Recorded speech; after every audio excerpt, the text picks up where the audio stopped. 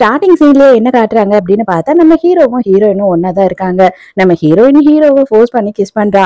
அப்பவும் ஹீரோ என்ன சொல்றானா, இத பார், நீ இப்பதான் காலேஜ் படிச்சுக்கிட்டு இருக்க, இதெல்லாம் தப்பு.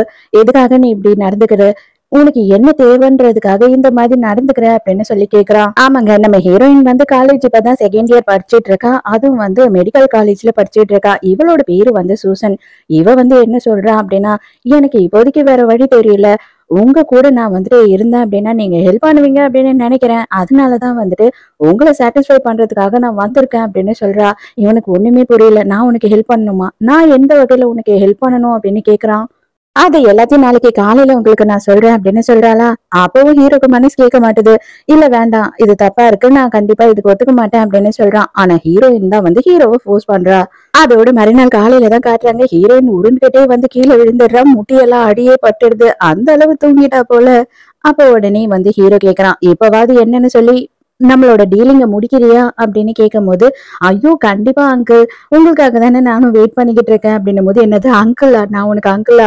நம்ம 2 பேரும் அந்த அளவு க்ளோஸ் எல்லாம் கிடையாது, நீ என்ன அங்கிள்னு கூப்பிடுற அளவுக்கு அப்படின்னு சொல்லி திட்டுறான்.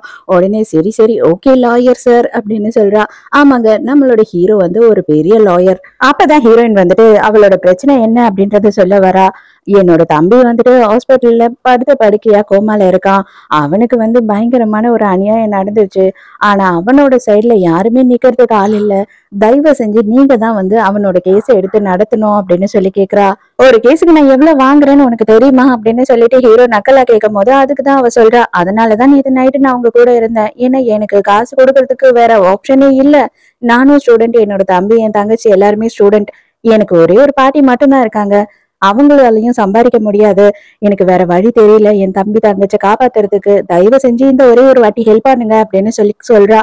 இருந்தாலும் ஹீரோயினுக்கு ஹெல்ப் பண்றதுல ஹீரோக்கு பெருசா இன்ட்ரெஸ்ட் இல்ல. ஏன்னா காசெல்லாம் வரப்போறது இல்ல இல்லையா. அதனால அவன் என்ன சொல்றான்னா, கண்டிப்பா உனக்கு நான் ஹெல்ப் பண்றதுல எனக்கு எந்த ஒரு லாபமும் கிடையாது. ஆனா உனக்கு அகைன்ஸ்டா இருக்காங்க பத்தியா பர்சன்ஸ், உன் தம்பி இந்த நிலைமைக்கு ஆளாக்குனாங்களே, அவங்களுக்கு எதுனா நான் வேலை செஞ்சேன்னா எனக்கு நிறைய காசு கிடைக்கும் அப்படின்னு சொல்றான். இந்த ஒரே ஒரு தடவை தான், இதுக்கப்புறம் நீ என்ன டார்ச்சர் பண்ணவே கூடாது. இந்த ஒரே ஒரு ஹெல்ப் தான் பண்ணுவேன் அப்படின்னும் போது, ஒரே நிமிஷம். ஐயோ நீங்க சொன்னது எனக்கு ரொம்ப சந்தோஷமா இருக்கு. நீங்க இன்னும் ஒரே ஒரு வாட்டி சொன்னீங்கன்னா இதை நான் வீடியோ ரெக்கார்ட் பண்ணி வச்சுப்பேன். அதுக்கப்புறம் நீங்க இல்லைன்னு சொல்லிட்டீங்கன்னா நான் என்ன பண்றது? நீங்க வேற லாயர், உங்ககிட்ட நான் கொஞ்சமாவது உஷாரா இருக்கணும்ல அப்படின்னு சொல்லி கேக்குறா. உனக்கு என்ன பிளாக்மெயில் பண்றதுக்கு ஆதாரம் தானே வேணும்? அந்த ஆதாரத்தை ரொம்ப பவர்ஃபுல்லா நானே கொடுக்குறேன் வா அப்படின்னு சொல்லிட்டு இவன் என்ன பண்றான்னா, வீடியோவை ஆன் பண்ணிட்டு இவன் கழுத்தை பிடிச்சி கடிச்சு வச்சிடறான். இதை வச்சு வேணும்னா நான் உன்னை ரேப் பண்ணிட்டேன் அப்படின்னு சொல்லிட்டு கேஸ் கொடுத்துக்கோ அப்படின்னு சொல்லிட்டு நக்கல் பண்ணிட்டு அவகிட்டயே அவன் மொபைல கொடுத்துடுறான். ஹோட்டல்